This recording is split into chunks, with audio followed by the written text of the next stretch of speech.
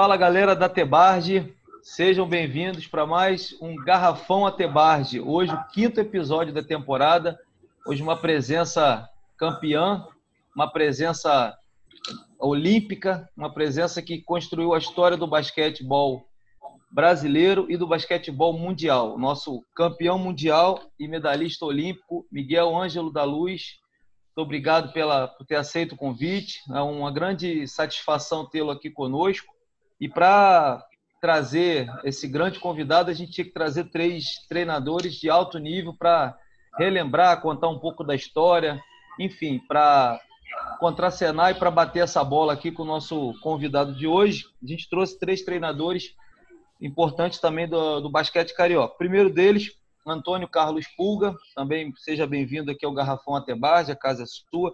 Geraldo Almeida, o Geraldinho também, outra presença ilustre para complementar. E o trio para fechar esse nosso Garrafão a Tebarge, José Roberto Zero, também muita satisfação em tê-lo aqui conosco. Então, antes de começar aqui, sugestão, né? A gente aqui sempre dá nome como o Márcio fala, faz a mágica e mostra o feitiço. Vamos dar nome ao Leandro Vasconcelos, que deu essa ideia. A gente vai nomear os nossos blocos agora como quartos, para contextualizar com basquete. Então, o primeiro quarto é o quarto das apresentações.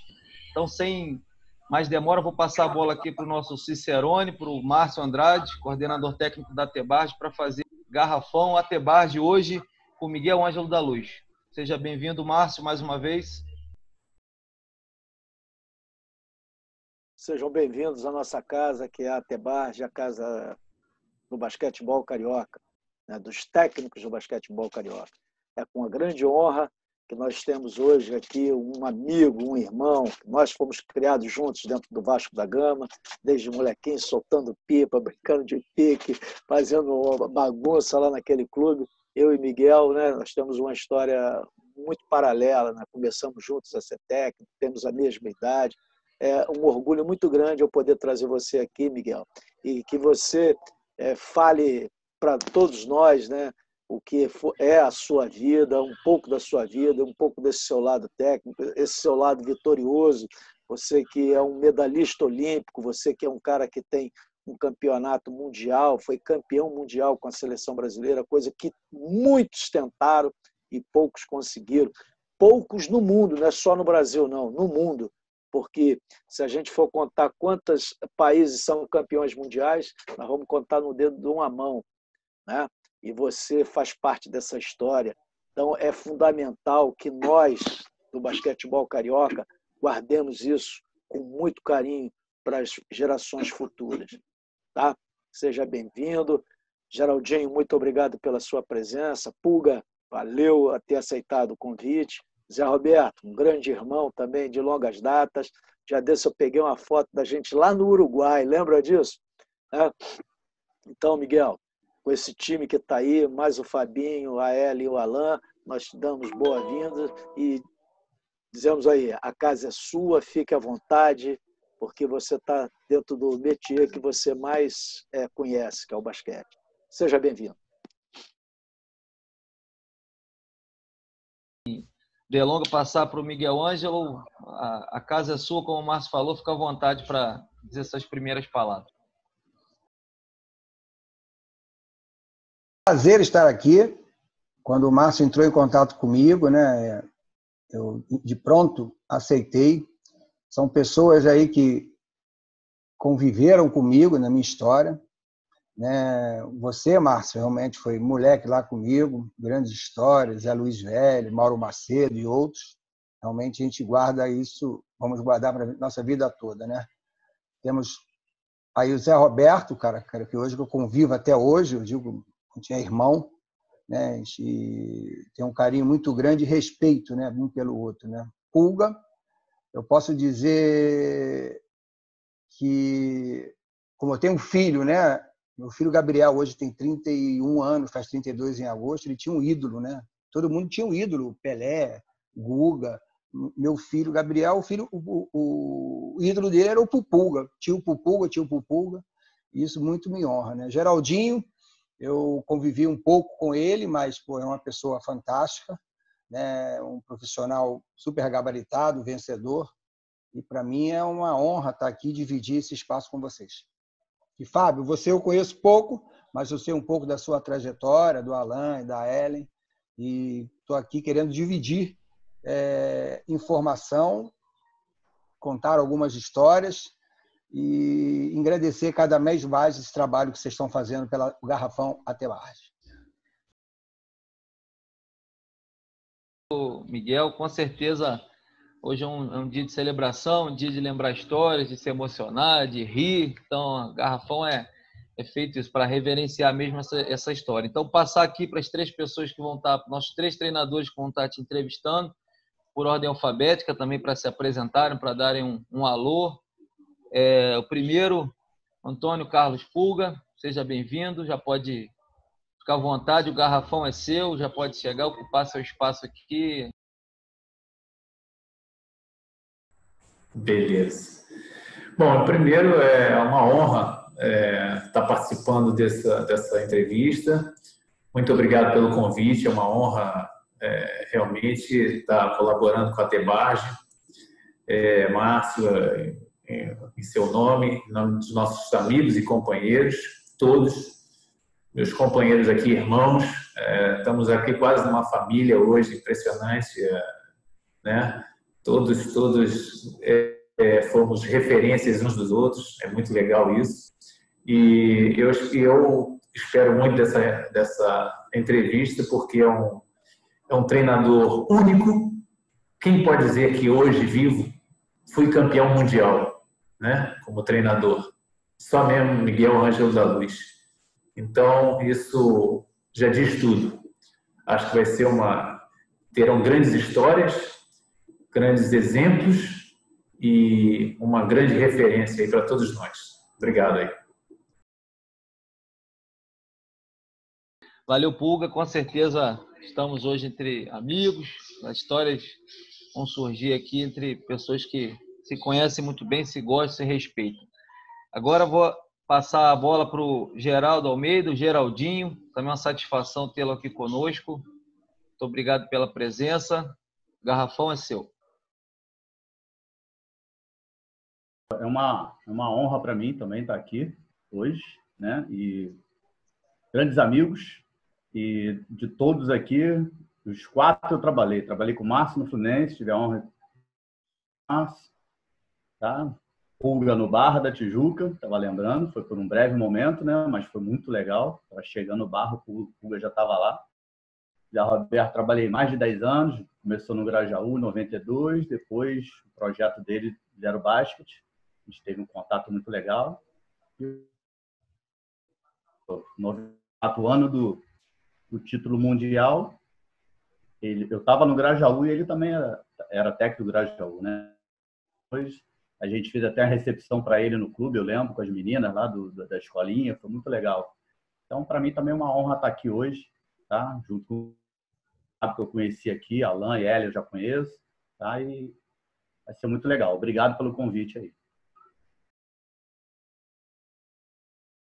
Para completar esse trio de peso, para conseguir trazer a história do nosso multicampeão, nosso campeão mundial e medalhista olímpico Miguel Ângelo da Luz, José Roberto Zero. Seja bem-vindo também. O garrafão Atebarge é seu também, meu amigo. Galera do Atebarge, obrigado pelo convite.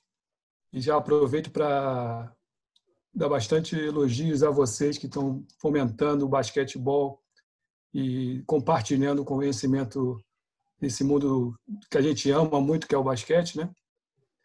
Para mim é um grande prazer estar aqui nessa sala, né? Eu tenho várias referências e essa referência me fez estar há 35 anos como técnico de basquete, né? O Pulga a mesma relação do Miguel com o Márcio, é um irmão. Geraldinho, ele falou que trabalhou comigo 10 anos, ele trabalhou 12 anos no projeto meu do Zero Basket.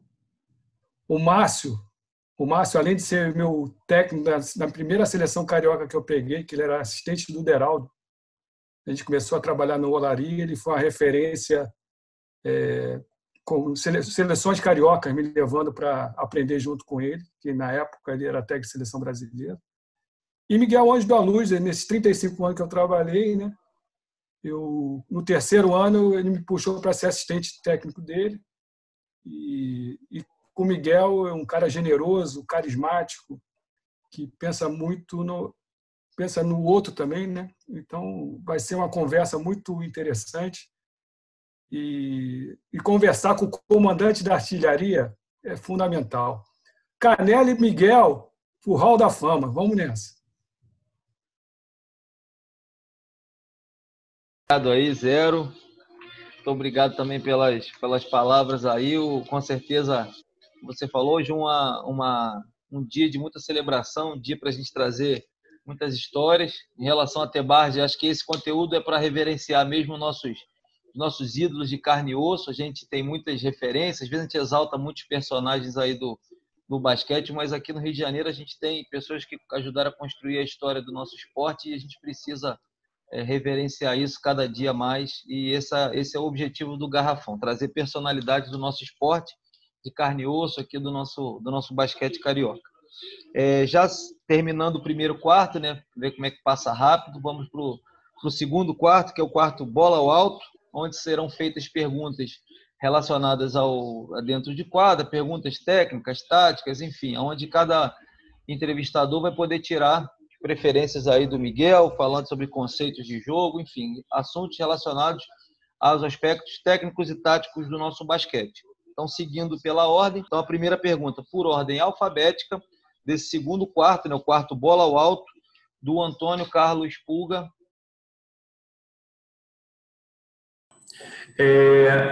Eu acredito até que essas perguntas todas vão ser muito ecléticas, né? Muito diferenciadas, então eu vou começar já com uma pulga atrás da orelha que eu fiquei. Eu tenho assistido muito às clínicas, diversas clínicas que têm tido, e eu escutei duas versões que são muito opostas, de dois treinadores profissionais, de equipes adultas profissionais, e que me chamou a atenção um comentário, não vou colocar nomes, eu só vou comentar as diferenciações, e eu gostaria de saber a sua opinião e o porquê dela. Um dos treinadores, ele colocou que ele afirma que o distanciamento, ele prefere o distanciamento afetivo dos atletas sem desenvolver vínculos de amizade na sua equipe profissional. Enquanto o outro defendia exatamente o oposto. Ele acredita muito na amizade, na aproximação do jogador, no aspecto até muito psicológico do jogador, um bem diferenciado do outro. Qual seria a sua posição, Miguel? Qual a sua opinião e por quê? Eu tenho uma visão muito clara, né? Eu sou, como o Márcio falou, comecei na minha carreira de escolinha até chegar o adulto, né? Então, eu tenho um posicionamento muito claro. Se for uma categoria de base, principalmente até sub-16, sub-17, eu ficaria e era próximo ao meu jogador, sempre. Tá? Tentava conversar com ele, que tem problema com qualquer um, adolescente. Eu passei por diversas situações e até hoje eu tenho contato com alguns desses que foram meus atletas na base. Tá? Agora, quando se chega no sub-19, adulto, com o meu dia a dia, com o meu aprendizado, quanto mais distante, para mim, melhor. Tá? Meu contato com ele seria dentro da quadra, caso eu voltasse a dirigir um time, por exemplo. Seria dentro da quadra. Fora, pouco contato seria melhor para mim. Porque, eu digo, é difícil uma situação do atleta. Hoje, o atleta ele é muito individualista, que eu acho. Estou generalizando. Já tive casos na minha carreira que eu era amigo de atleta, só que eu cortei ele, isso vou dizer 25 anos atrás. Eu cortei ele do meu time, porque ele estava mais para um lado profissional da sua carreira profissional do que de atleta. Até hoje não fala comigo. Você está me entendendo? Então, eu senti, então, essa amizade era mais por interesse, então. Tipo, a amizade era de frequentar a casa, tá? Então, hoje, eu quero distanciamento desse atleta adulto.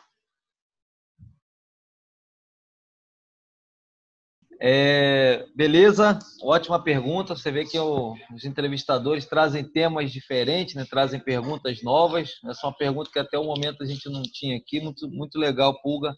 Muito inteligente e a resposta muito, muito precisa também, muito contundente. Agora, segunda pergunta desse segundo quarto bola ao alto. Na primeira rodada aí, Geraldo Almeida, Geraldinho. Carreira de jogador, Miguel. Quando você era jogador, qual a sua defesa preferida? Sistema defensivo preferido e por quê? Por que você gostava? Sua preferência defensiva e por quê? Quando eu jogava, né, não se dava tanto valor ao sistema defensivo, né? Isso era uma característica dos treinadores, né? Você marcava zona e marcava individual, né? Como meu estilo de jogo sempre foi de velocidade, de penetração, de contra-ataque, eu preferia até zona e se marcasse em cima, né? Porque eu queria receber logo esse primeiro passe e puxar o contra-ataque, entendeu? Então, e quando se marcava o individual, realmente eu tinha uma certa dificuldade. Agora vamos passar a bola aqui para o José Roberto Zero. Zé, você matava a bola? Vou te passar na zona morta aí para você arremessar a pergunta para o...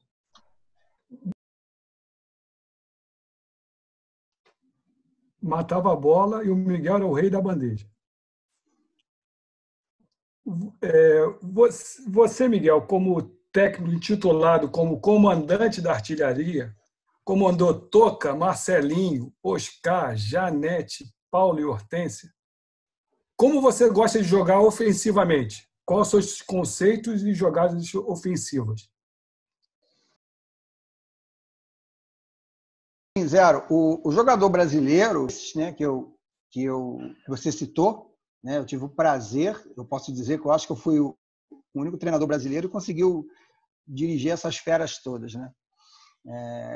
Então, eu sempre dei liberdade para o atleta jogar, entendeu? Mas a gente sabia, em algumas situações, em que situação ele jogaria esse jogo mais aberto, mais franco, mais no 1 contra 1, né? Então, sempre gostei no jogo 5 contra 5, de variações ofensivas, seja ela contra individual, seja ela contra a zona, mas eu também dei sempre liberdade para o meu atleta jogar, né? Ou no jogo de 1 contra 1, de 2 contra 2.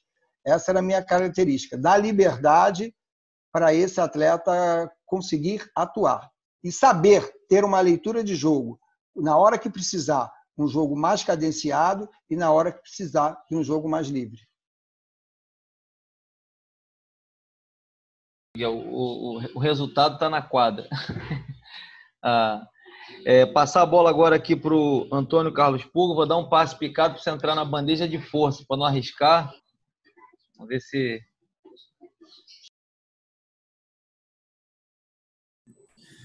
Então, Miguel, muitas vezes a gente, em conversas entre treinadores, a gente às vezes critica muito a NBA em relação a vícios que acabam criando em nossos jogadores, na molecada principalmente, que vai assistindo aquelas fintas, aquelas jogadas e vai tentando executar, e às vezes a gente quer travar. Eu queria uma orientação do que você passaria hoje para os seus atletas, mas que fosse de positivo, que fosse através de... Observe isso na NBA, que isso é positivo. O que você transmitiria isso para os seus atletas?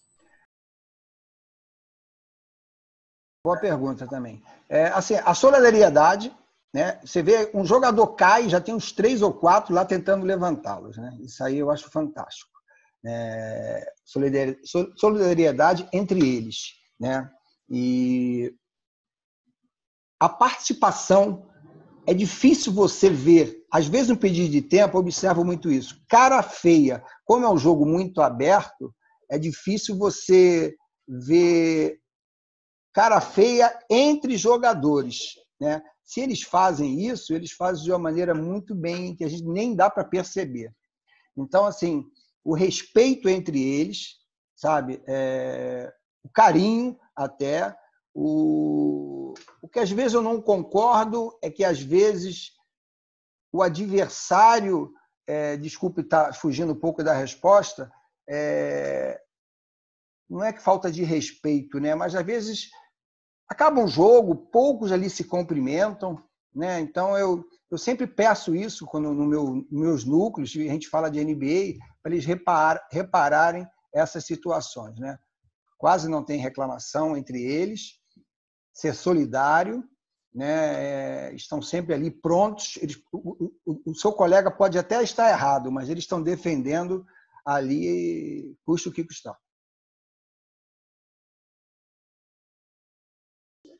Vou dar um exemplo aqui, porque está todo mundo fazendo perfeitamente perguntas. Passar a bola aqui para o Geraldinho. Geraldinho matava a bola de 3, Geraldinho. Passar a bola para fora aqui para você arremessar. Mesmo que der airball, a gente briga no rebote aqui no garrafão. Vamos. Não, matava nada, só correndo. Minha pergunta agora, Miguel, vai para 94. Né? A gente teve uma semifinal com os Estados Unidos e uma final contra a China. Eu queria saber se você fez ou se você manteve alguma mudança tática de um jogo para o outro, especificamente do jogo dos Estados Unidos para o jogo da China. Eram características, equipes diferentes, né? A equipe americana era uma equipe muito forte, né? E o legal disso, que vocês logicamente já assistiram esse jogo, é a parte disciplinar do time, né? Nós tínhamos jogadoras que tinham um potencial ofensivo muito grande e a gente teve que segurar, né? A gente sempre brinca, né? Ou segurar o cabresto, ou a linha da pipa, brincar com a pipa só com pouca linha. Então, e elas foram muito disciplinadas com isso. Que a única chance de a gente ter vencido a equipe americana era saber controlar o jogo. Só vai na boa mesmo, só ia na finalização na boa, quando tivesse uma situação de quase 100% de certeza, ou que eu ia sofrer uma falta ou ia converter os 2 pontos. Né? A gente sabia da força, o americano joga muito em cima da segunda bola, eles tentam e tem uma força no rebote. Então tinha que estar todo mundo, como às vezes a gente tinha situações que uma jogadora poderia disparar para tentar fechar em contra-ataque, a gente queria os 5 brigando pela posse de bola. Então essa foi uma característica, né? Seguir as regras pré-determinadas pela comissão técnica contra a americana. Contra a equipe da China era um outro jogo. Nós tínhamos uma jogadora que era considerada uma das melhores do mundo, a gigante, a Xia, né, 2,8 metros, 2,9, sabia ali na área pintada, sabia dominar, então a gente fez marcação, fazíamos variações defensivas, geralmente uma na frente, a outra atrás, mas também se preocupar com arremesso de 3 pontos das atletas, então a gente, sabe, 2 marcando uma pivô, e, sabe, então a gente fez um trabalho, principalmente um trabalho psicológico em cima delas, né? Porque a gente já tinha perdido na fase de classificação, né? Naquela época a gente tinha pouco acesso à informação, tinha mais de estatística, o vídeo quando a gente chegava, estava quase em cima da hora, mas a gente deu uma estudada no time, né? E outra coisa, outra disciplina, né? Mas o time estava numa vibe tão positiva que a gente sabia que ia dar certo ali na final, sabe? Porque eu tinha muita confiança na conquista dele de título, passou pelas americanas e ia enfrentar a China. E o time que eu digo foi numa aplicação tática já pouco visto na minha história como treinador.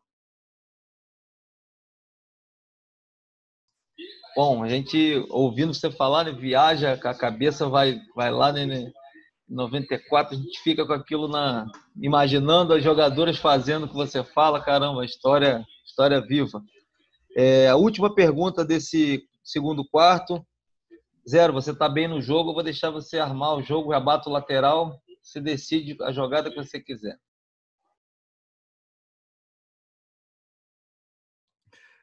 Miguel Hoje da Luz, numa equipe de alto rendimento, quais os principais fundamentos em uma sessão de treinamento?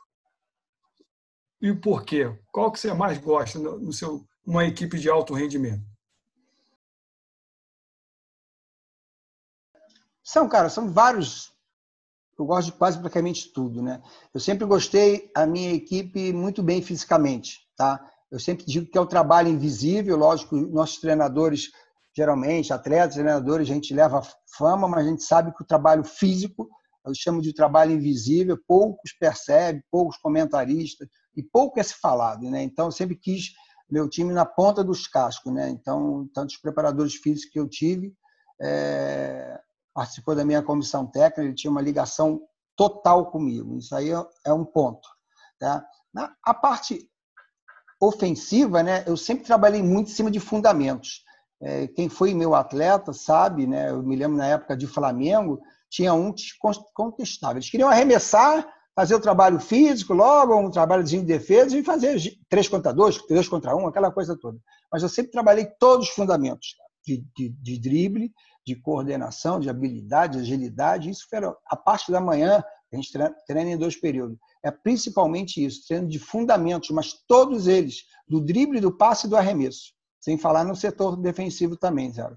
Então, é difícil escolher um, sabe? Então, o importante é fazer esse nosso atleta ler o jogo, né? Saber, nós brasileiros, né? Nossa característica gosta com a bola na mão, gosta de ficar driblando, a gente brinca, né? Descobrindo petróleo, isso fura um poço de petróleo, mas isso tem treinamentos para a gente segurar um pouco em cima disso, né? Então, mas aquela coisa, sem perder a sua característica, a sua individualidade. Então, todos os fundamentos eles eram trabalhados.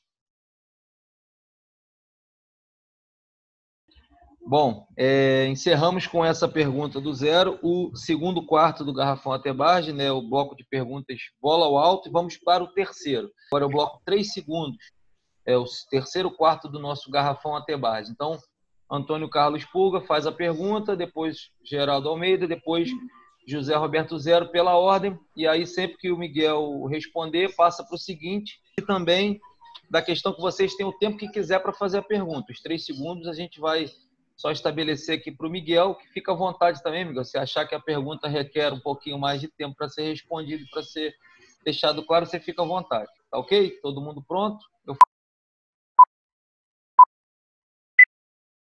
Qual o maior desafio? Você se desenvolver em um conceito de um jogo para um time já montado. Você foi contratado, o time já está lá e você vai desenvolver um conceito para esse time, ou desenvolver o time, desenvolver a equipe no conceito? Não, eu já peguei equipes com trabalho já iniciado. Eu ia ver praticamente o que de positivo que eu poderia concordar com o trabalho, né, e dar continuidade, mas também ia ver o que eu não estava concordando, entendeu? Então, aí eu teria que mudar um pouco a minha característica. E é um trabalho chato, difícil. O Márcio, que trabalhou muito tempo no adulto, sabe o que é isso, entrar já com o caminho, já metade já percorrido. Mas então eu faria isso, né? Via o que tinha para dar continuidade e mudar um pouco e colocar a minha filosofia também. Adendozinho aqui, para a resposta. O que você acha mais desafiador? O seu desenvolvimento ou o desenvolvimento do jogador? Da equipe ou o seu desenvolvimento para a equipe? Eu sempre trabalhei, eu sempre trabalhei junto do coletivo, né? Eu sempre fui muito aberto com meus atletas, sabe? Então, eu tinha que impor, né? Eu também não podia dar continuidade a tudo que foi feito, então não haveria motivo de mudança, né? Então, eu realmente impunha a minha filosofia de jogo. E eles, jogadores, tinham que se adaptar. Alguns se adaptam e tenho uma certa dificuldade. Então, eu tenho que impor um pouco o meu sistema de jogo. Minha pergunta é rápida. Qual o melhor jogador, Miguel, que você, como jogador, qual o melhor jogador que você enfrentou? O maior jogador que eu já enfrentei como atleta ou como técnico? Como técnico. Isso, como atleta. Como atleta. Ah, como atleta? Rapaz, eu era armador, né? Eu, na minha época de adulto, eu tive poucas chances de atuar no adulto, né? Assim, na minha época tinha muitos jogadores melhores que eu, né? Então, mas por exemplo, eu me lembro muito quando eu jogava contra o Tijuca, o Fabinho, cara, tinha um jogador, poucos conhecem, Fábio Bergman, né? O Márcio, que é mais antigo. Armador, né? Armador, ele era muito rápido, sabe? Então, eu tinha certa dificuldade. Eu era muito maior do que ele, o Fabinho não era um jogador alto, mas o Fábio, cara, ele era muito rápido, sabe?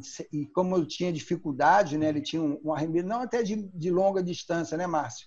Mas ele cortava, parava e arremessava. O próprio Bigu também, que era meu adversário, sabe, contemporâneo. Então, eu tinha uma certa dificuldade para marcá-los pela característica deles.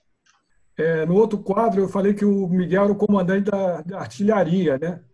Mas ele e o Renato Gaúcho são os únicos reis do Rio, porque ele dirigiu o Flamengo, o Vasco, o Botafogo e o Fluminense. O Márcio Bronquinho só faltou o Flamengo. Senão faria o trio, né? Seria o trio.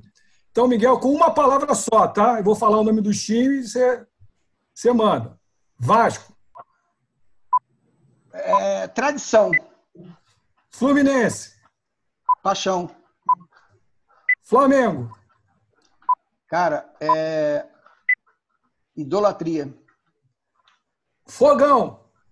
O Fogão, eu não fui técnico, eu fui gerente, né? Então, eu tenho um carinho muito especial por lá. Foi ator, né? Foi ator no processo do basquetebol. Ainda tem o Olaria, tem o Jequiá, né? Que foi América. América. Eu acho que você já respondeu essa pergunta, mas Você tem conceitos pré-determinados e se adapta às condições de uma equipe? Ou você acredita demais em alguns conceitos seus e os trabalha intensamente para colocá-los em prática? Eu acredito muito nos meus conceitos, né? Eu fui mudando um pouco a minha filosofia de trabalho. Então, eu sempre tenho uma linha, sempre respeitei a linha dos outros, mas eu tinha os meus conceitos e eu sempre segui, sempre eles me acompanharam.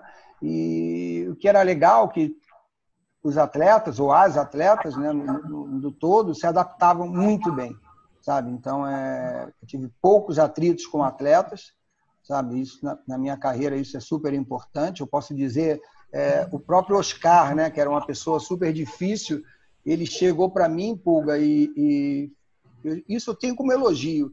Ele falou assim, quem conhece o Oscar Schmidt, ele falou assim, Miguel, posso te falar uma coisa? Isso no fim da carreira dele. O Oscar terminou a carreira comigo.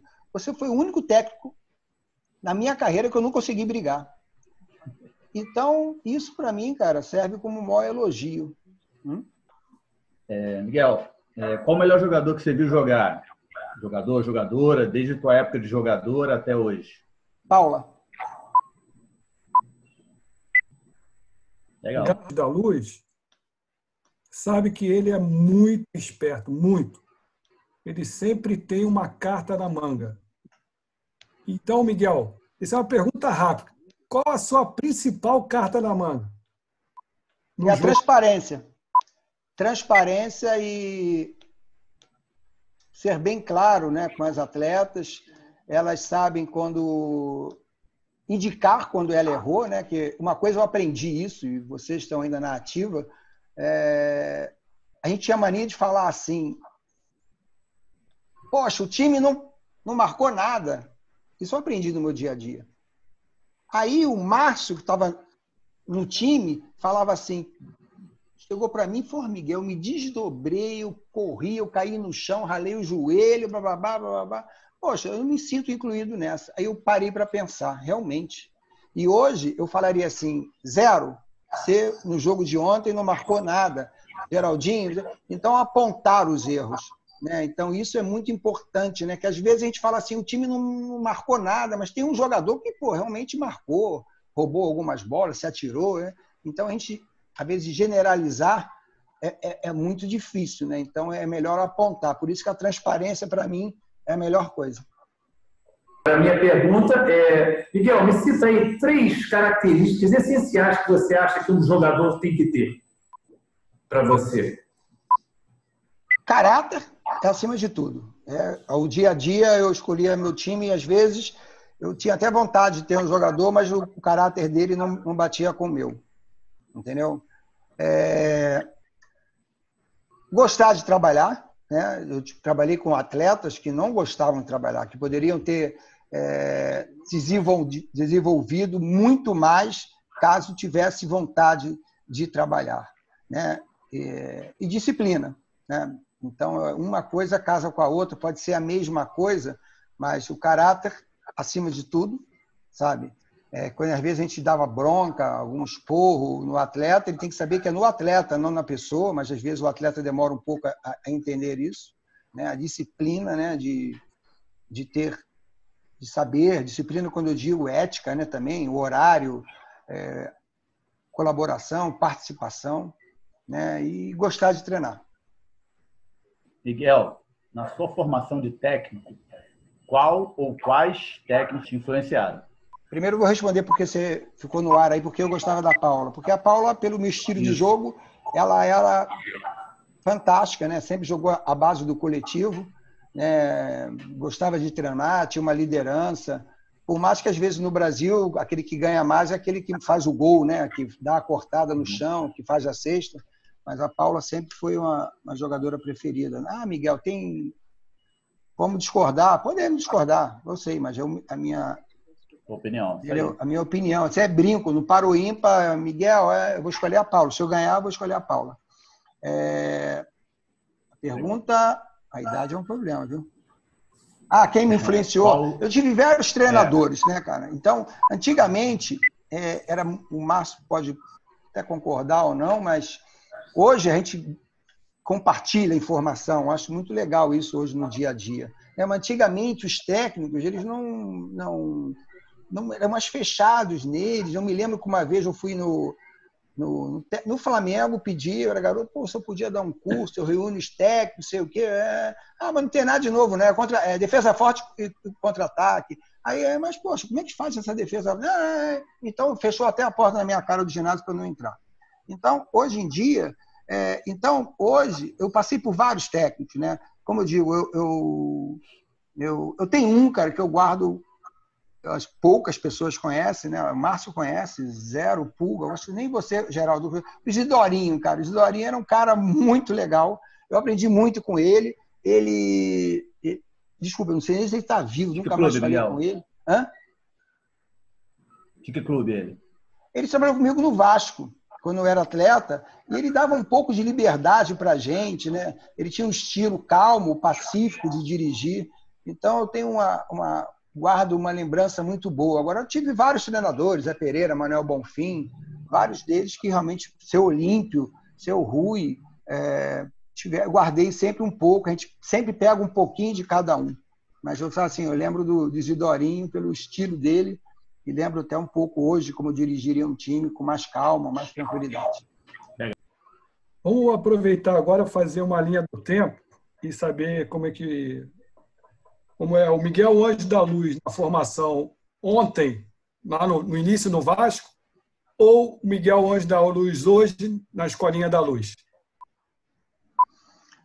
Zero, tudo tem sua época, né? Eu comecei minha carreira lá para anos 80, né? Eu comecei como era assim, eu era o capitão geralmente da equipe de base, falava, não sei o quê. Me deram uma escolinha lá no Vasco para complementar a minha verba do adulto, uma escolinha, sabe? E logo em seguida houve uma mudança lá e me deram um time infantil lá com Foca, não, Max, Maurício, vieram o pessoal de São Paulo, e a gente foi campeão desse primeiro ano, né? Então, foi o meu primeiro ano como técnico, eu fui campeão carioca, depois campeão brasileiro, e hoje eu voltei no tempo, né? Eu montei esse projeto, Basquete da Luz, nós temos 5 núcleos espalhados no Rio de Janeiro, né? E isso me deixa muito feliz, sabe? Porque eu até brinco, hoje eu faço reunião comigo, eu me elogio, eu me dou esporro,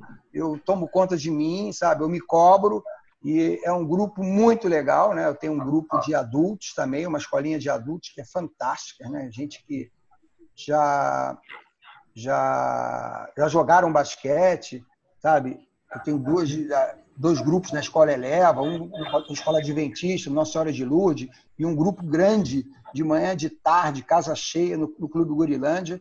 Então, isso é muito legal e me deixa muito feliz, cara. Você se caracteriza, Miguel, caracterizaria como um treinador? Você passou por todas essas fases. Como um treinador de formação ou como um treinador de ponta? Os dois.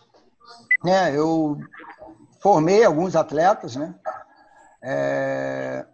Eu posso dizer que eu estava no Fluminense na época, eu vi o Marcelinho com potencial muito grande, eu e Bigu, uma vez conversamos com ele, o Marcelinho tinha um temperamento um pouco explosivo, e a gente falou, poxa, você tem um potencial muito grande, você tem uma carreira brilhante pela frente. Isso foi isso lá na frente, lá atrás, né? Quer dizer, sabe? E hoje eu fico satisfeito em ceder jogadores para clubes, né? Alguns, num trabalho que eu faço nesse clube Gurilândia, que é de garotada, e alguns jogadores já atuaram. Já teve um que foi atleta do Geraldo, alguns já foram para o Botafogo, sabe?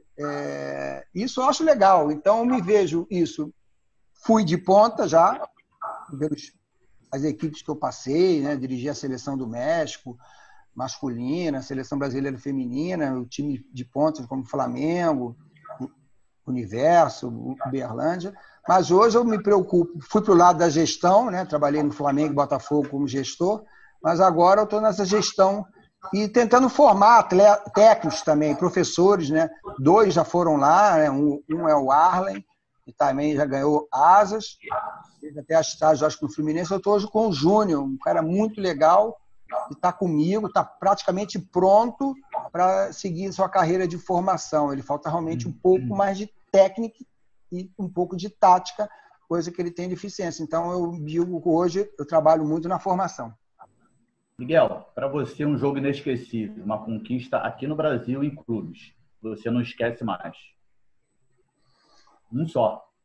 No Brasil, o time da Telemar, em 2004, era um time que a gente formou, eu tinha recebido o convite para ir a Portugal, e por pouco eu não fui, né? E aí o Oscar, praticamente, eu brinco que ele me tirou dentro do avião, sabe? Já tinha ido lá com a minha esposa e tudo, ver onde eu ia morar. Aí acreditei no desafio dele.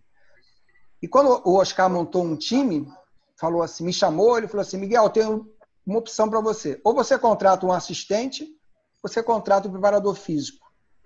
Eu falei, caramba, Oscar. Não, Miguel, você é professor de educação física? É uma coisa, eu sou professor, mas não sou preparador físico. Hoje a preparação física está muito acima e eu estou defasado nessa área.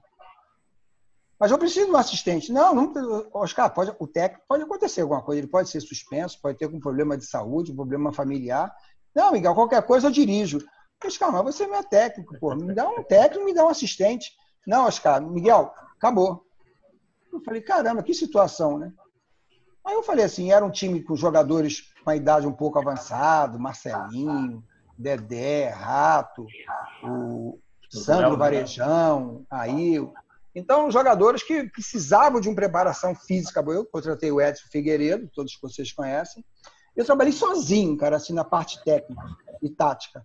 Lógico que, pela minha maneira de ser, eu perguntava muito, dava liberdade para o atleta. Às vezes as pessoas confundem essa situação minha. Isso eu fiz na seleção, fiz em times E fiz isso nesse time da Telemar. Mas esse time, praticamente, eu levei praticamente sozinho.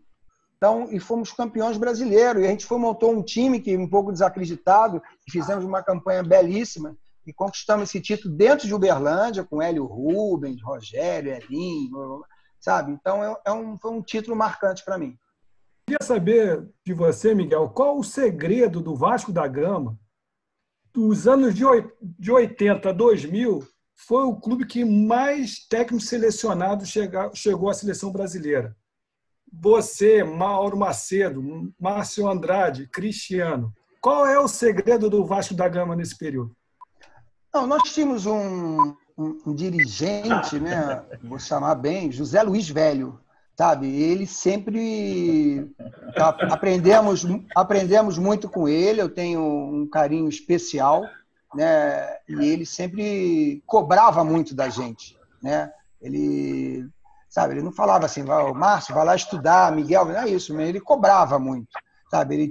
Ele não tinha filhos, então nós éramos os filhos dele, né? Todo mundo ele botava dentro do guarda-chuva dele, né? E nós tínhamos lá dentro do Vasco, por exemplo, eu dirigi uma equipe, o Márcio era meu assistente, ou então o Márcio dirigia uma equipe, eu era assistente dele, então, e a gente foi crescendo juntos, né? A gente era uma garotada, o Cristiano já era um pouco mais jovem que a gente, né? O Mauro também, então a gente foi crescendo, fomos um ou outro título, né? Depois o Bira também estava ali no meio, orientava um pouco a gente, sabe? Então a gente foi crescendo, sabe? Foram dando espaço para a gente, foi conquistando os títulos, a gente não tinha muito investimento, às vezes era troca de lanche, que a gente fazia os jogadores irem para lá, um tênis, uma camisa do futebol do Vasco, uma foto com o Roberto Dinamite, e a gente foi conquistando, cara, sabe? Então, isso eu agradeço e devo muito a José Luiz, né? Pela força, né, que ele sempre dava, e a gente estava sempre, às vezes, em seleção carioca, né? E às vezes, ou como técnico, como assistente, a gente foi crescendo, foi conhecendo outros treinadores, fomos conquistando espaços, né? Então, e eu sempre digo uma coisa, Zé, se você para pensar, grandes conquistas do basquetebol brasileiro foram de técnicos cariocas, sabe? Eu sempre digo, os técnicos cariocas, eles são melhores, desculpa que os paulistas vão escutar, porque em São Paulo tinha estrutura, tinha treino todo dia, a gente aquela coisa, segunda, quarta e sexta, 1h30, sabe? E a gente sempre fez frente ao basquetebol, isso até me arrepia, juro, ao basquetebol de São Paulo. Nosso grupo, quando eu e Eldio, nós ganhamos 2 brasileiros que nunca imaginávamos, que ninguém achava que ia ganhar. A gente foi lá e ganhou, sabe? Tem o Ari Vidal, tem o Canela, como você falou, sabe? Tem o Barbosa, que também ganhou a medalha olímpica, sabe? Mas se você fizer ver grandes conquistas, foram de técnicos cariocas, que da dificuldade, a gente tirava, como o Puga falou, a carta da manga, sabe? E isso, às vezes, a gente jogava em cima para os atletas. Por quantas dificuldades o Márcio deve ter passado na sua carreira, Geraldo, Pulga, eu não sei aí, o Fábio, você está passando, mas é difícil, porque os dirigentes do nosso estado, eles são diferentes um pouco que os dirigentes de São Paulo. Isso na minha época era muito, eu não sei como é que está hoje, sabe? Então a gente tinha muita dificuldade, e essa dificuldade a gente passava para os atletas, e às vezes os atletas se superavam. Uma palavra, Miguel, qual é o legado que você deixou e deixa para os seus atletas? Uma palavra. Ética. Miguel, eu não sei se é verdade, eu li, né, nunca conversei isso com você, que quando você saiu da seleção, você que pediu demissão com relação à melhoria da sua comissão técnica, você pode dizer se é verdade ou não, né? Faria alguma coisa diferente? Você não pediria demissão? Pensaria mais? O que aconteceu? Quando nós finalizamos a Olimpíada, nós fizemos uma reunião com o professor Renato Brito Cunha, na Confederação de Basquete. Então, a nossa comissão era bem enxuta, né? Era eu, Sérgio Maronese, o excelente Sérgio Maronese, o excelente preparador físico Hermes Balbino, e o outro cara que me ajudou muito, o professor Valdir Pagan, que virou estrela. Então, eu era professor, tinha 5 empregos espalhados aí pelo Rio de Janeiro. E nós mostramos resultados. Nós fomos pódio em todas as competições de 93 a 96, conquistando o Mundial e uma medalha de prata. Chegamos para o professor Brito Cunha e queríamos ser exclusivos, fazer um ciclo olímpico até 96, até 2000. E porque na seleção masculina, o Ari Vidal e eu acho que o Carlão, na época, eles eram exclusivos, sabe? Então, a gente queria mostrar para todo o Brasil o trabalho que foi feito. Tipo, o Sérgio vai lá para o sul, eu vou para o norte, o Hermes vai para o sudeste, falar de preparação física. E vai fazendo isso durante um ano, um ciclo de 4 anos, e tentando descobrir novas meninas. Fizemos um trabalho muito legal, um projeto muito bacana. O Brito Cunha, na cara assim, falou, não. Mas nós explicamos, pô, se tem um dinheiro para o masculino, já tem exclusividade, por que não dá para o feminino, que a gente mostrou o resultado? Não. Alguns empregos meus, quando a gente viaja com seleção e trabalha em escola, universidade, alguns empregos, eles não pagavam. Me davam uma licença. Eu tive um emprego, trabalhei numa universidade como professor. Miguel, você passeia muito, não precisa não, mas me liberava, não me demitiu, mas, sabe? E o Sérgio, a mesma coisa. O Sérgio perdeu emprego, ele trabalhava numa escola americana em São Paulo, foi demitido, sabe? Eu tive, na época, eu era professor do Estado, eu tive que largar o Estado. Depois eu fiz uma reassunção, ainda estou até hoje. Então, nós saímos, eu falei, professor, então, infelizmente, não vai dar, porque a verba que nós ganhávamos era uma ajuda de custo, sabe? Eu tinha já 2 filhos, uma família para criar, eu não podia perder, eu trabalhava numa escola boa, na Escola Alemã Corcovado, em Botafogo, e meus filhos eram bolsistas, depois, se eu perdesse aquele emprego, eu não teria condição, de repente, de pagar, sabe? Então, ele falou que não. Aí eu falei, nós vamos sair. Eu falei, vocês não têm coragem. Aí fizemos uma reunião, eu, Sérgio Maronese, Valdir e Hermes, vamos sair, porque não tinha como. Tipo assim, vem aqui jogar, eles tinham um projeto de jogar 15 dias, treina e joga, né? E a gente, como é que vai falar isso para a escola? Como é que vai falar isso para a universidade? Sabe? E a gente saiu. E também sair, ter um motivo que, quem sabe, né? A gente foi muito criticado no início, a gente falou, vai lá dar oportunidade para outros treinadores fazerem, entendeu, Geraldo? Aí fazerem praticamente algo parecido, sabe? Então, esse foi o motivo da nossa saída, né? O Sérgio também não quis continuar, ele tinha o mesmo pensamento. Agora, hoje eu acho que eu também faria a mesma coisa. Muita gente fala, pô, que você saiu, hoje eu faria a mesma coisa, né? Porque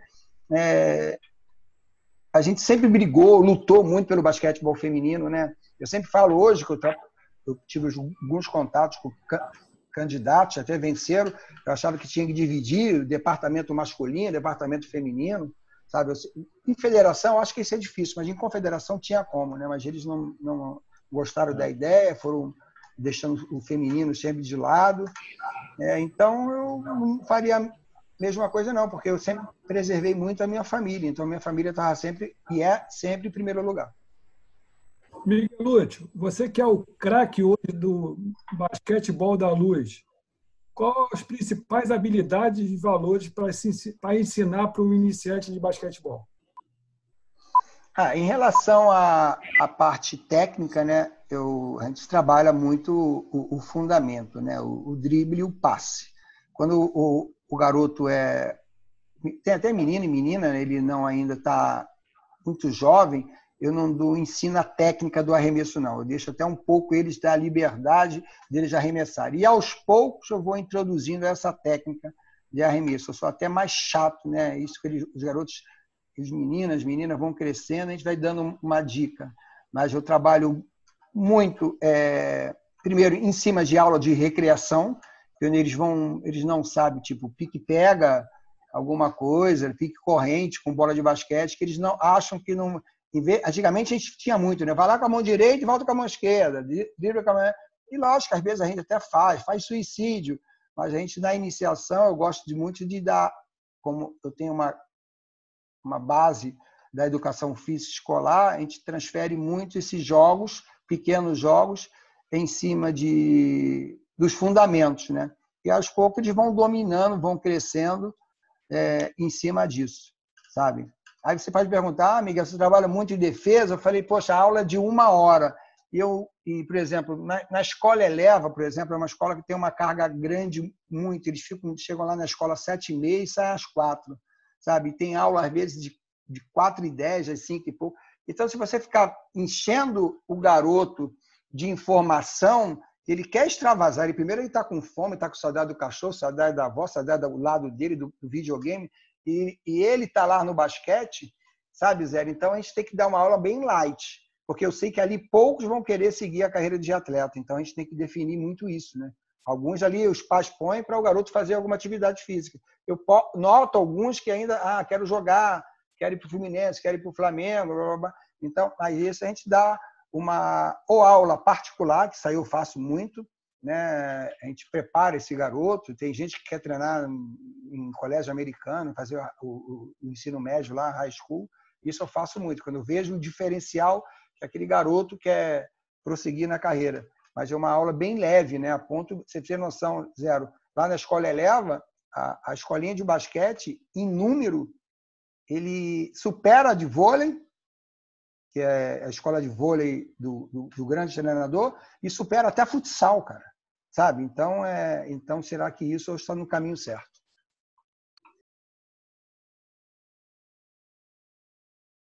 Bom, com essa resposta, a gente encerra o terceiro quarto. Dá o Miguel beber uma aguinha aí. A gente, bloco 3 segundos, né? O terceiro quarto do nosso Garrafão Atebarge. Já preparando aí os nossos treinadores para o quarto e último bloco, onde serão 2 perguntas no bloco falta técnica. Então, esse quarto aí, falta técnica, onde eles vão fazer perguntas relacionadas a qualquer curiosidade, histórias, enfim. Bem com mais liberdade para as perguntas para os nossos entrevistadores. Então, seguindo agora a mesma dinâmica do primeiro bloco de perguntas, né? O segundo quarto, Antônio Carlos Pulga, primeira pergunta é sua. Miguel, o Zé Roberto citou até meu afilhado, Toquinha, mas você trabalhou com 4 grandes ídolos brasileiros de suas épocas, que foi a Hortência, Paula, Oscar e Marcelinho Machado. Acho que todo mundo já ouviu falar muito dos 4, né? Quais são os grandes desafios de trabalhar com grandes estrelas? Por incrível que pareça, foi fácil demais. Porque amavam treinar, sabe? Amavam treinar. O Oscar sempre foi o primeiro a chegar na quadra e o último a sair sempre. Marcelinho, idem, treinava muito. Hortência e Paula, sabe? Eu digo, lógico que eles têm um talento ali, nato de cada um, mas eles chegaram através de muito treinamento, sabe? Então qualquer técnico chega numa quadra e está lá o atleta que está louco para treinar, entendeu? Então, é uma satisfação, para mim, era muito fácil. Mas controlar o ego de cada um, realmente isso, cada um tinha uma característica diferente. Isso era a parte mais difícil. Mas sendo, como eu digo, o Oscar falar para mim que não foi um técnico que ele não brigou na vida, poxa, para mim isso foi um dos maiores elogios da minha carreira, sabe? E atritos tiveram poucos. Agora, eles gostavam de estar dentro da quadra. E às vezes, quando eles eram sacados, realmente, na substituição, eles faziam um pouquinho assim, mas nunca me faltaram com respeito, sabe? Então, eu digo, muito fácil trabalhar com eles. Bom, passar aqui para a segunda pergunta do quarto, falta técnica. Geraldo Almeida, Geraldinho, fica à vontade. Miguel, você foi campeão no Vasco, né? Infantil, você até comentou aqui agora. No Fluminense também você foi campeão, acho que cadete, se eu não me engano. Pode ter sido em outros clubes que eu posso estar não sabendo aqui. Eu queria que você tentasse fazer um link. O que você acha a diferença da base nessa época, para a base de hoje? Tem alguma diferença? Falta alguma coisa? Acho que tem, porque quando eu cheguei no adulto, e eu sempre acompanhei o trabalho de base de todas as equipes, né? Às vezes eu tentava me meter não, assim, dar uns pitacos falando, mas às vezes os treinadores não aceitavam. Eu acho que a gente trabalhava mais a parte de fundamentos, né? Eu acompanhei, quando eu era gerente do Botafogo, eu acompanhava tudo, né? Basquete, vôlei, eu acompanhava tudo. E via jogos que, isso é uma crítica construtiva, né? Assim, dava pena ver atletas da maneira de jogar, né? Antigamente a gente fazia, todos os clubes faziam muitos jogadores, né? Eu digo, o Mackenzie, a quantidade de jogadores que o Mackenzie fez, a quantidade de jogadores que o Olaria fez, a quantidade de jogadores que o Jequiá fez, sabe? Então, hoje, eu vejo pouco trabalhado os fundamentos, sabe? Eu não sei também se os técnicos têm dificuldade de carga de treinamento, mas eu vejo muito isso, muita deficiência na parte defensiva. Eles são mais rápidos, né? Tem garoto de 14 anos que já dá uma impulsão fantástica. Isso, quando eu comecei a enterrar, que eu socava a bola, eu falei, eu já tinha 19 anos, 18 anos, sei lá, sabe? Então, e hoje eu vejo garoto de 15 anos passando do ar.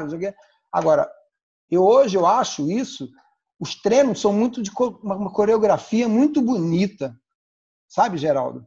Assim, quer dizer, eu já estou afastado um pouco, né? Eu nunca mais fui ver um treino e jogo de base, mas até a época que eu acompanhei, os treinamentos é uma coreografia, é muito legal, mas às vezes o objetivo principal não chegava onde o técnico, acho que o jogador queria atuar.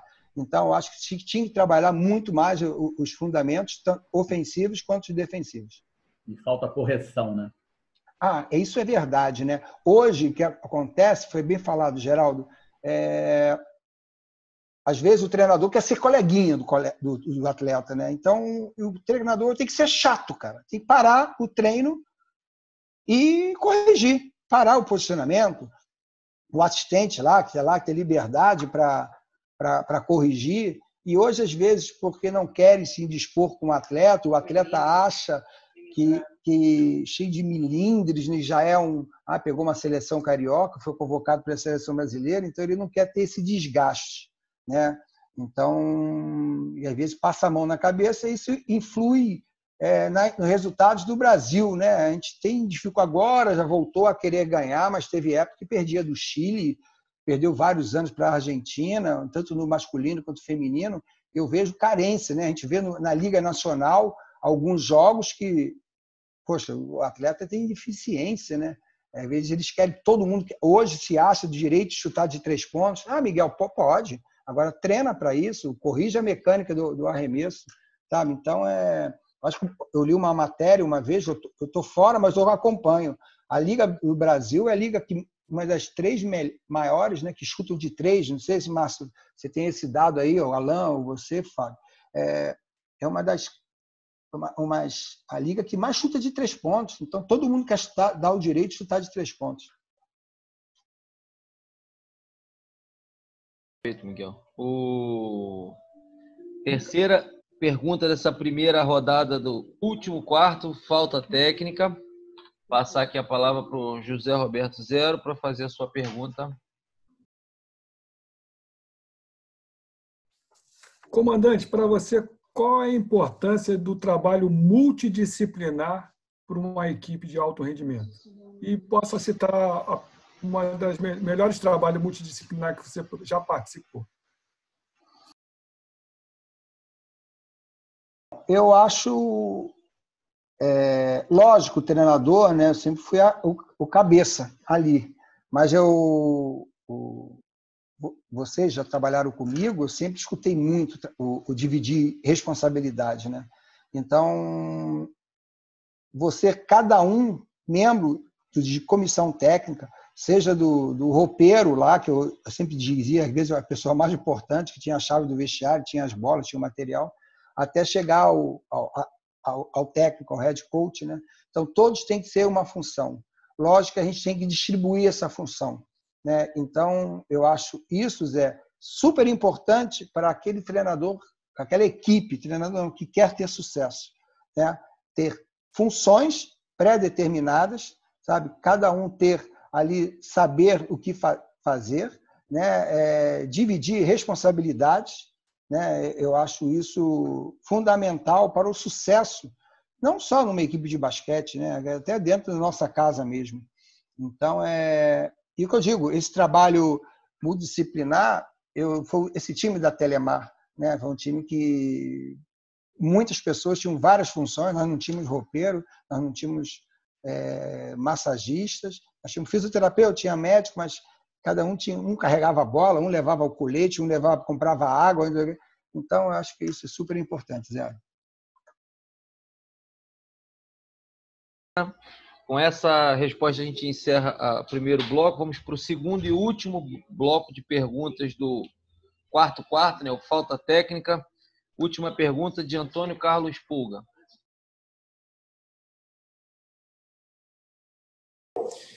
Miguel, eu gostaria de saber, na sua visão, né? Lógico, claro, a evolução conceitual do jogo, que seria um processo assim, até normal de experiências. Mas eu queria justamente a sua peculiaridade.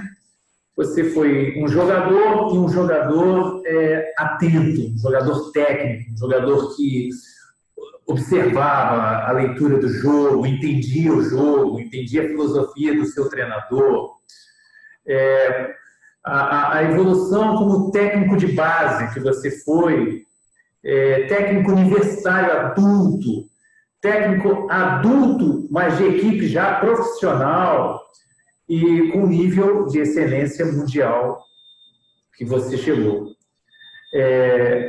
Então, e trabalhando na sua escola hoje, são quase que duas perguntas, e trabalhando hoje sua escola, iniciante de basquete hoje, qual o conceito e filosofia que você aplica aos seus jogadores a partir de toda essa experiência, toda essa bagagem? Porque a gente, quanto mais experiente, a gente vai cortando caminhos, né? Então, com certeza, a primeira fase teve todo um processo de observação, às vezes, como você falou, teve o Isidorinho, que foram fundamentais em alguns detalhes que você trouxe até hoje, né? Então, eu queria saber um pouco dessa sua evolução e a grande cereja que hoje você coloca nos seus alunos, que tem esse privilégio já do Miguel formado, campeoníssimo. Voltar um pouco lá atrás, né? Assim, da transparência, né? De saber primeiro o grupo que eu tenho na mão, né? Seja esse na formação, seja na base, ou seja na minha equipe principal. Isso é super importante. Eles são 12, 15, 16 pessoas que pensam de uma maneira diferente, né? Você saber, uma coisa que eu me especializei foi gestão de pessoas, né? Saber a leitura. Eu me dou muito bem com todos vocês aqui, mas cada um tem a sua característica, né? E se eu for conversar com cada um, eu sei praticamente o que o Geraldo gosta, o Pugo, o Márcio, o Zero, e eu tento me adaptar. Eu me adapto ao meu grupo, né? Eu sempre impus algumas coisas, algumas regras, né? Alguns conceitos, né? E eles são muito fáceis, né? Eu não tentava elaborar coisas difíceis em próprio vocabulário, né? Você acaba lendo muito e você acaba adquirindo alguns vocabulários, mas alguns atletas eles têm dificuldades, né? Eu posso dizer o seguinte: o Márcio, começamos praticamente juntos, a gente dava umas broncas, não sei o quê, falava alto, sempre com respeito, nunca falando, às vezes, nomes, apelidos, assim, que pudesse indicar, mas hoje em dia eu já não usaria mais essa maneira de ser técnico, né? Eu sempre tento dizer de uma maneira de diálogo, sabe? Então, a adaptação, né? Eu faço que eu me adapto ao grupo, mas o grupo também tem que fazer o possível de esforço para se adaptar a mim. Eu não sei se eu consegui ser claro para você. Bom, a última pergunta agora do Geraldo Almeida, do Geraldinho, nesse quarto do nosso Garrafão Atebarte. Miguel, qual o caminho do basquete de base do Rio se levantar de novo? Pergunta difícil, né? Eu sempre falo, né, do basquete do Rio. Eu digo, eu estou de fora, mas eu acompanho, né? Eu sei que o Daniel está lá fazendo um trabalho dele. A gente tem muita pergunta e não tem muita resposta, né? A falta de verba, a gente sabe agora, nós estamos passando, todos nós estamos dentro de casa, nossos atletas. Você, Geraldo, soube hoje que você está dando treino online, eu acho muito interessante, queria até conhecer depois. A gente não sabe como vai ficar. E tudo, eu que fui gestor do Botafogo, a gente sabia da nossa dificuldade, que se chama verba, né? Que vai levantar a taxa de arbitragem, sabe? Ações de funcionários da FEBERJ na justiça, sabe? É muito difícil. Eu acho que sim. Eu dou exemplo do voleibol. O voleibol andou uma época apagada. Então, a estrutura do voleibol que eu conheci, eu passei uma semana num congresso de dirigentes. Então, eles se adaptaram, eles se cresceram de fora da quadra para dentro. Então, eu tive muita dificuldade como dirigente, na época eu era técnico, né? E, às vezes, o dirigente se acha no direito de influenciar no seu trabalho, dar uns pitacos. Eu sempre aceitei pitaco, fala daqui. Tinha gente até que falava alguma coisa, né? Então, a gente se profissionalizar, né? Ter condições de contratar mais profissionais. Tem novos, eu sei que no Rio hoje tem muitos treinadores tentando fazer esse trabalho, mas precisa um pouco de orientação, não técnica, mas uma de orientação de um Márcio, principalmente, aí, que tem uma bagagem. Eu duvido se o Márcio chegar para um técnico, são poucos que eu tenho, por que você não faz isso? Não taticamente, mas de postura, alguma coisa, se esse treinador novo vai aceitar. Quem é Márcio? Márcio, Bronco, Bronquinho, sabe? Então eu vejo muito disso, porque eu sofri na pele isso. Eu fui assim, eu falava algumas coisas, estavam uns toques e tipo assim, você está ultrapassado, sabe? Você está ultrapassado. Eu, pelo contrário, né? Eu converso muitas vezes com o próprio Miguel Palmieri, o caramba, sabe? Então ele fala, poxa, gente, será que não tem o que passar? Será que a gente não tem, não serve, sabe?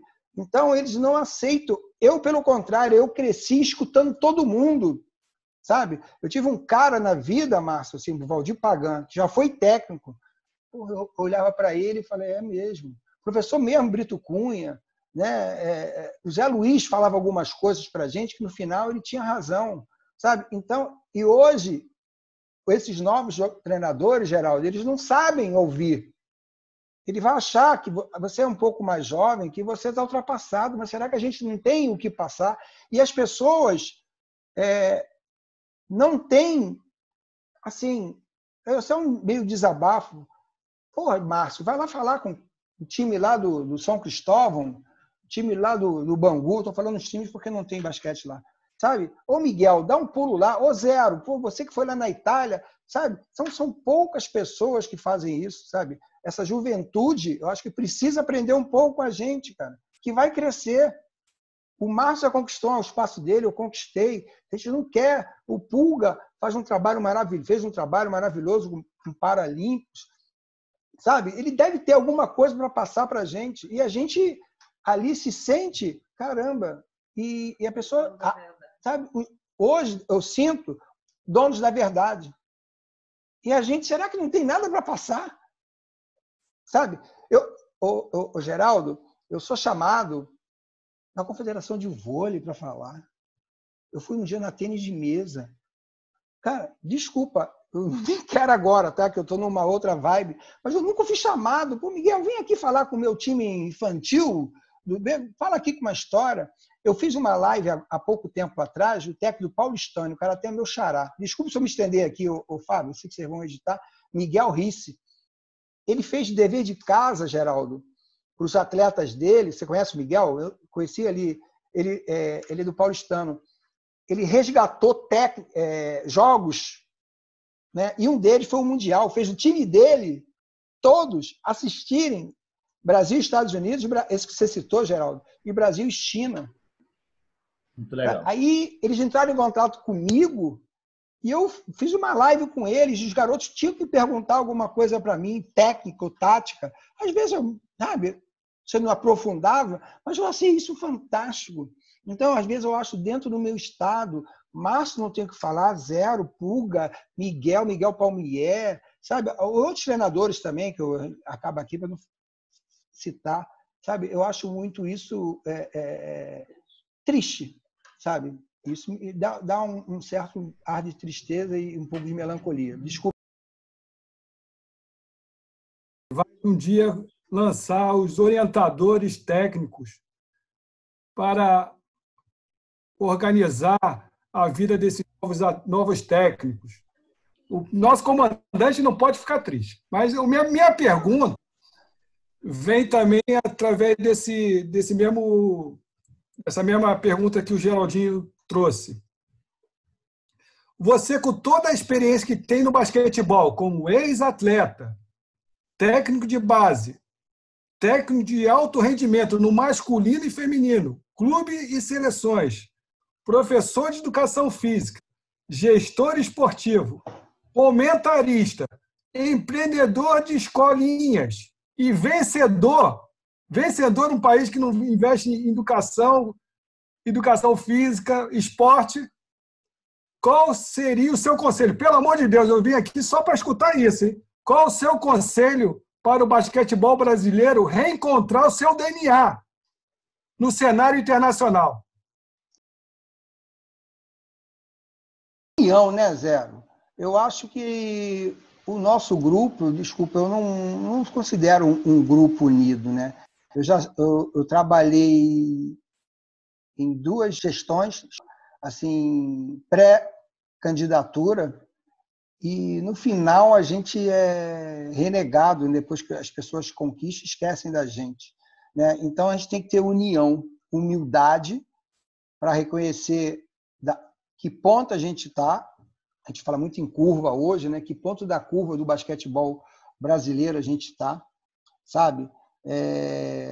O respeito, sabe? O respeito é uma coisa impressionante, né? Lógico que seu Zero, eu gosto muito de você, mas se eu for jogar contra você, eu vou querer ganhar, mas eu vou fazer de tudo para os meus atletas se respeitarem, né, cara?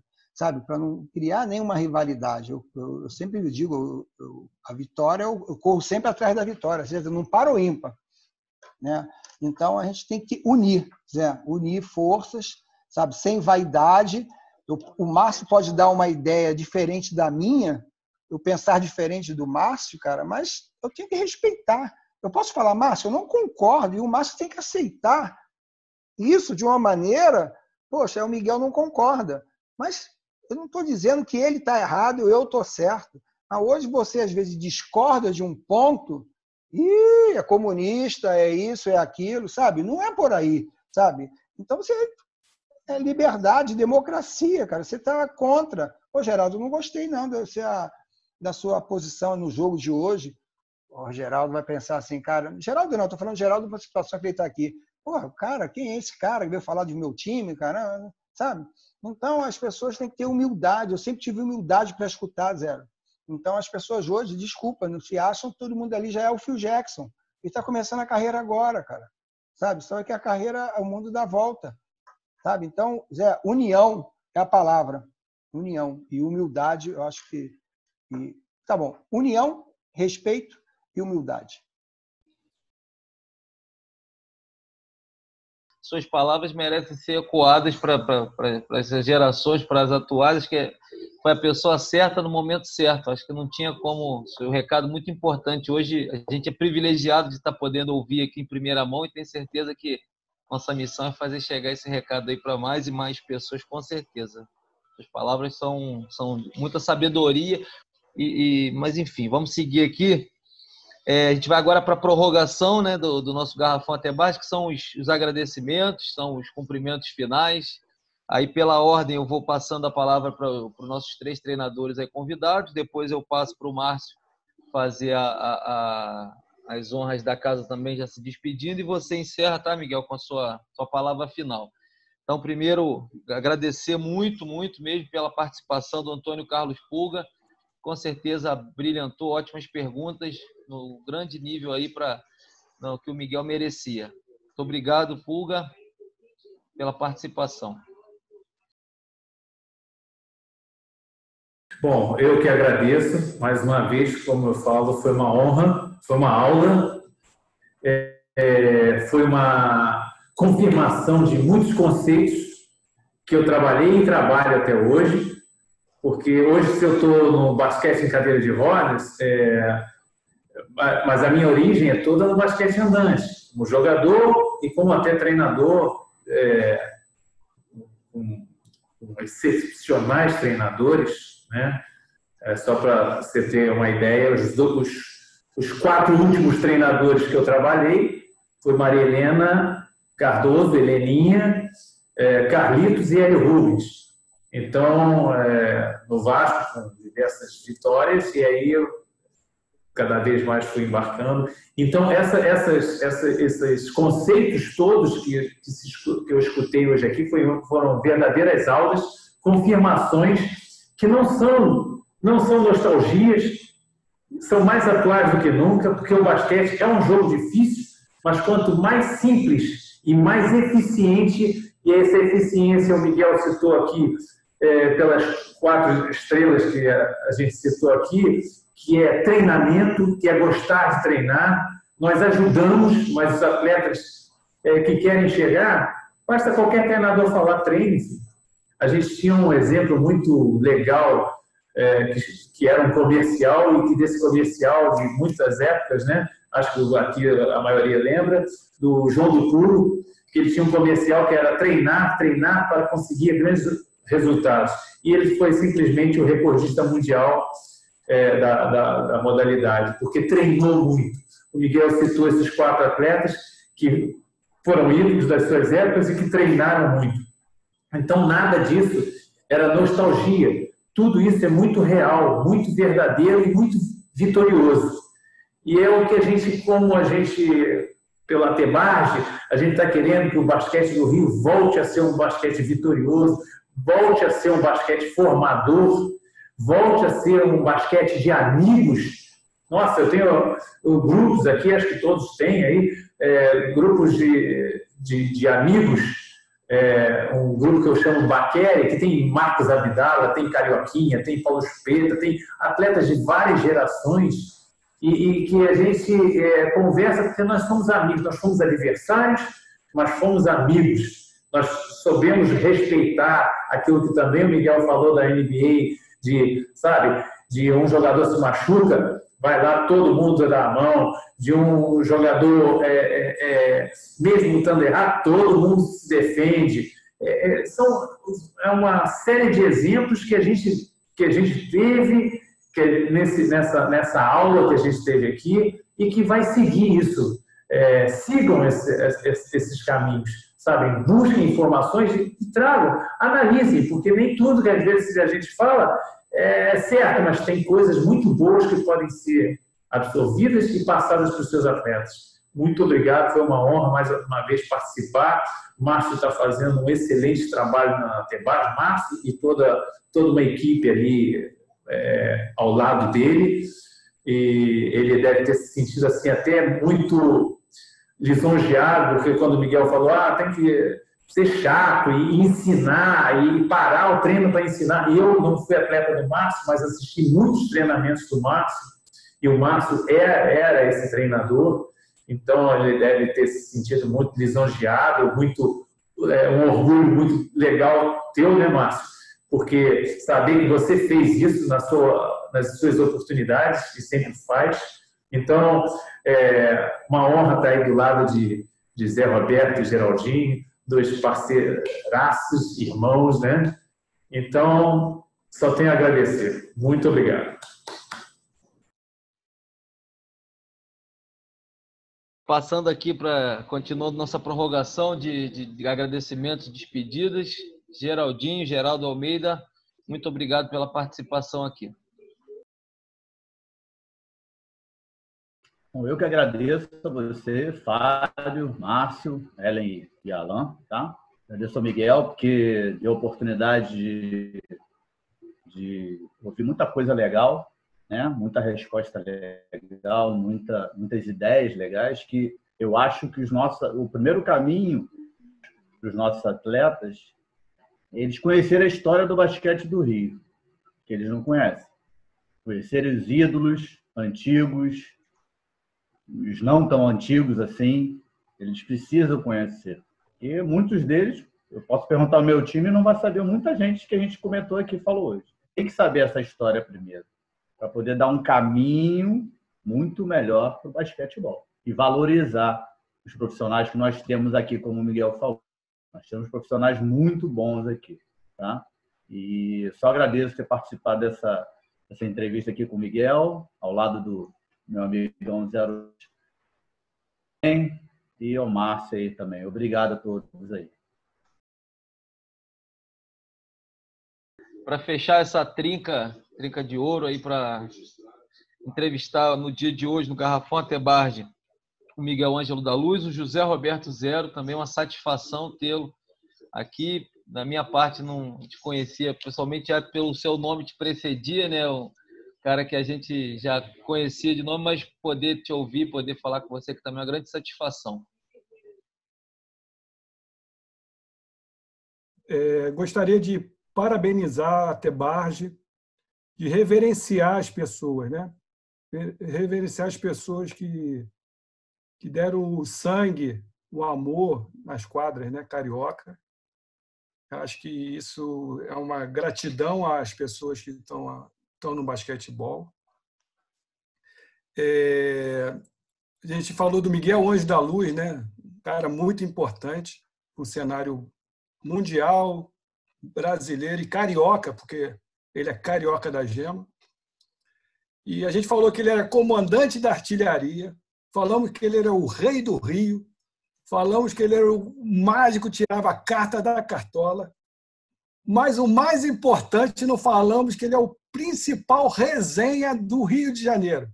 E a gente não pegou uma história, a principal história dele no basquete carioca. Ele deve poder contar uma historinha só, que seria importante para a gente fechar com chave de ouro o comandante da artilharia. Pode ser uma simples história, tipo a história tal. Não sei se é permitido fazer isso. Fábio. Fica à vontade, aqui é para isso. Mas realmente eu tenho muitas histórias.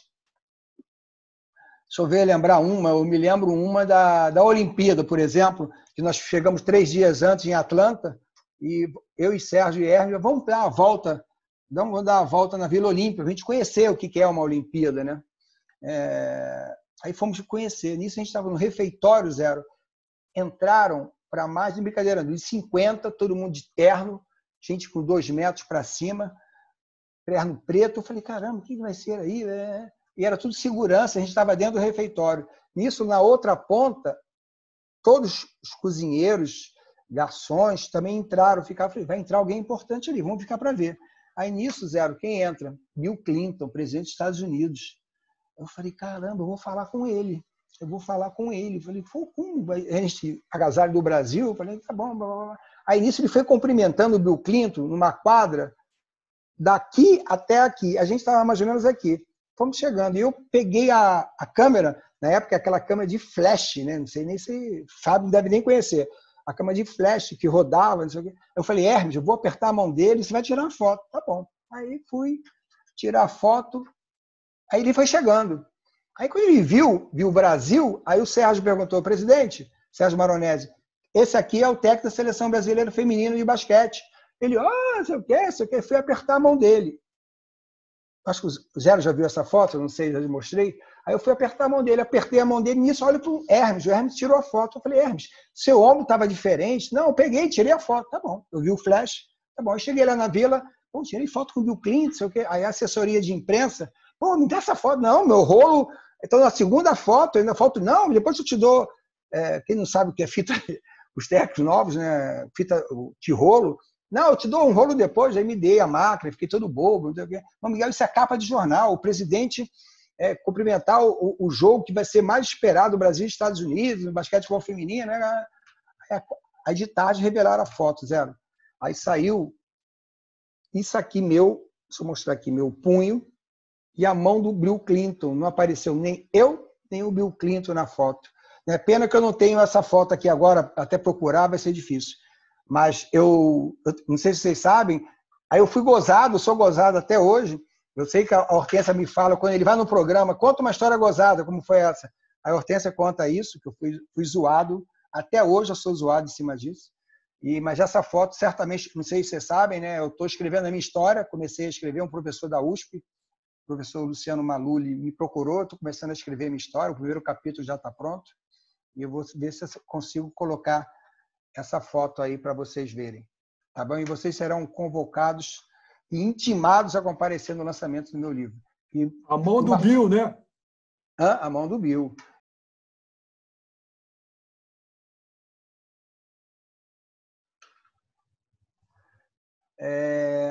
Primeiro, agradecer o convite, né? Garrafão Atebarge, né?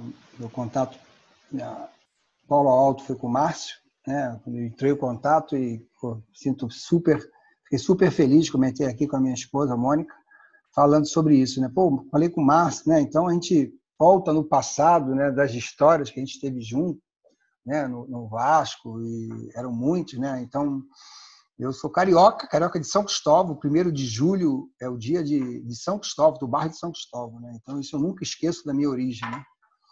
Eu sempre fui privilegiado, né? De ter os pais que eu tive. Meus pais vieram do interior do Rio Grande do Norte. Os amigos que eu tive, né? Dia a dia, por diversos clubes que eu passei, a família que eu consegui montar, então, os empregos que eu tive, títulos, tá? Mas nada isso é superior, que eu digo, ao carinho que eu estou recebendo aqui agora, está me fazendo voltar no tempo, nas quadras do Vasco, na quadra do Grajaú, nas quadras do Olaria, tá? Na quadra do Jequiá, sabe? Então, e sem falar no Flamengo, Fluminense, né? Então, eu sou um cara, Zé, que eu sempre nunca tive medo, né? Eu como um bom ariano, quem conhece um pouco o cara de ariano, nunca tive medo de mudança. Eu estava no Vasco uma vez, aí o Menescal, poucos conheceram, mas falou, Miguel, vamos montar uma estrutura no América? Eu era aluno de educação física. Pô, América, mas eu já era técnico do Vasco, não sei o que, né? Fui, sabe? Na época, até a Mônica, não, vai sim, fui. Eu nunca tive medo de mudanças, né? Uma vez, em 91, fui ser técnico do Olaria. Pra vocês terem noção, para quem não sabe, era time dos crioulos, o Zé Luiz e o Sérgio Ney apelidavam de time dos crioulos bundudos, né? Porque tinha muita gente da raça negra, né? Então, blá, blá, blá. E foi quem era daquela época, foi em 91, a gente foi 3º lugar do Campeonato Carioca, um investimento muito inferior do Botafogo e do Flamengo, foi um trabalho maravilhoso. Então, eu nunca tive medo de mudanças. Eu, com 33 anos, fui lá assumir a seleção brasileira feminina, né? Com Paula, com Hortência, não sei o quê. Né? Depois fui dirigir o Oscar, caramba, né? Marcelinha foi crescendo junto comigo, né? Mas eu nunca tive medo de enfrentar as adversidades, entendeu, Fábio? Então, isso, eu fui crescendo, né? Fui crescendo, acreditando no meu potencial. Hoje, que todo mundo aqui tem que acreditar, né? Eu sempre falo assim, Geraldo, se você perguntar aqui, se você estiver um dia entrevistando, quem é o melhor técnico do mundo para você? Sabe o que você tem que responder? Você, Geraldo, sabe? Você tem que se achar o melhor técnico do mundo, sabe? Então, pô, Miguel, mas não, o Geraldo tá certo, é ele tem que se achar o melhor, sabe? Então, é mais ou menos em cima disso que eu quero passar isso para vocês, uma mensagem. Né? E eu estou muito feliz, até emocionado com poder bater papo. Queria que esses quadradinhos aqui tivesse muito mais gente, né? Eu sei que é impossível, mas eu tenho certeza que essas pessoas irão ver.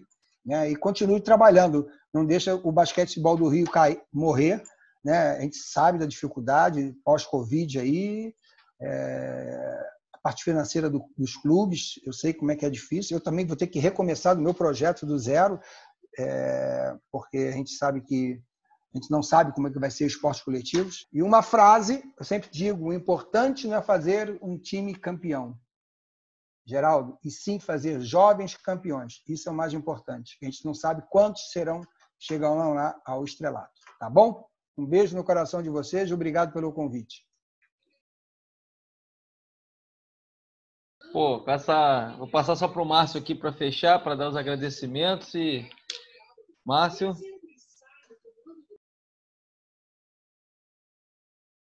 Muito feliz, né? Depois dessas histórias todas. Essa da mão, então, foi fantástica, Miguel. Foi muito legal, foi um momento assim de viagem que eu fiz, né? Voltei no passado, me vendo ao lado do Miguel, a gente garoto lá no Vasco, enfim, como eu falei aqui na abertura, né? E essa é a prova viva, Miguel.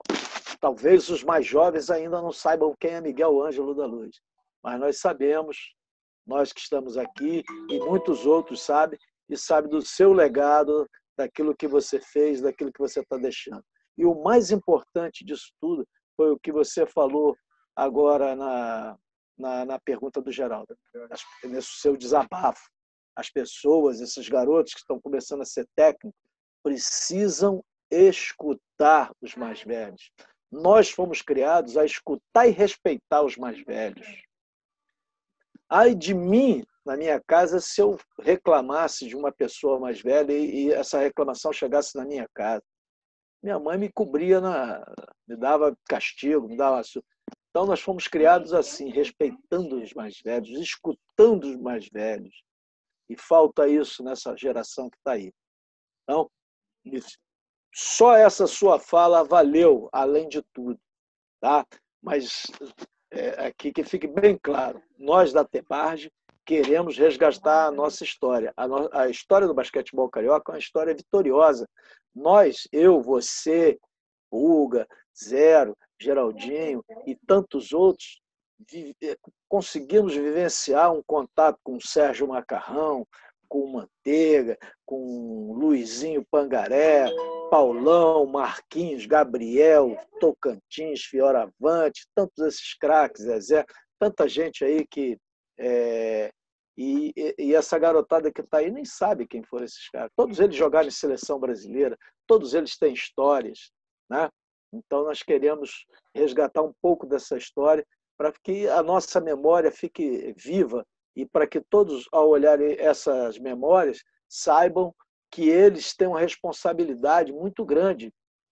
Se hoje nós somos os guardiões do jogo, se hoje nós guardamos a memória do basquetebol carioca, a qualidade do que foi, cabe a eles também guardarem isso. Entendeu?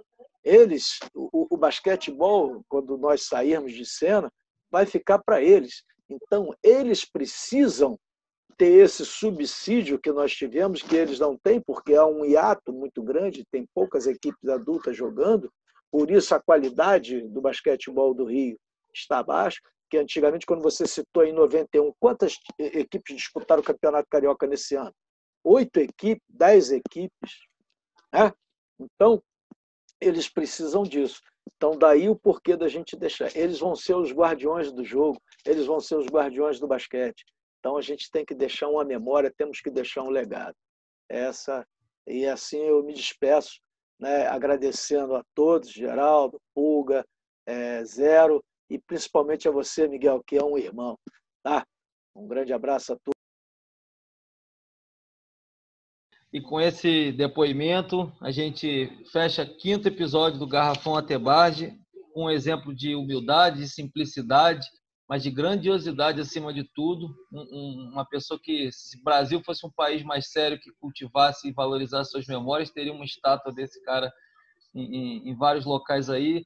Um exemplo do nosso basquete, se a modalidade, se o basquete hoje brasileiro é respeitado no mundo todo por conta das conquistas, é graças a heróis e a pessoas como Miguel Ângelo da Luz. Então, A Tebarge agradece. Muito obrigado também aos nossos convidados, ao Antônio Carlos Pulga, Geraldo Almeida e a José Roberto Zero, pela participação. Acho que o Garrafão é isso. A gente tem uma homenagem a essa personalidade, mas também interação com nossos grandes treinadores que fazem o sucesso desse conteúdo. Então, até a próxima e mais um Garrafão Atebarge. Grande abraço a todos e até o próximo conteúdo.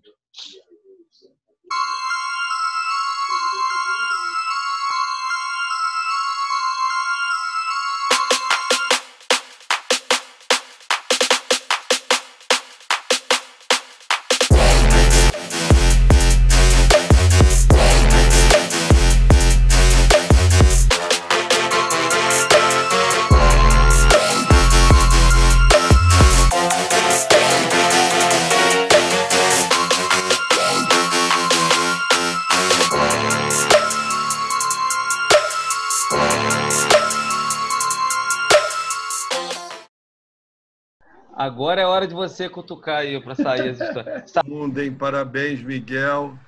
Alô, Alan. Emocionante. Muito... Assistiu Last Dance? Sim. Qual o filme que veio na sua cabeça? Assim, perguntado assim, um ídolo do basquete, Michael Jordan, né?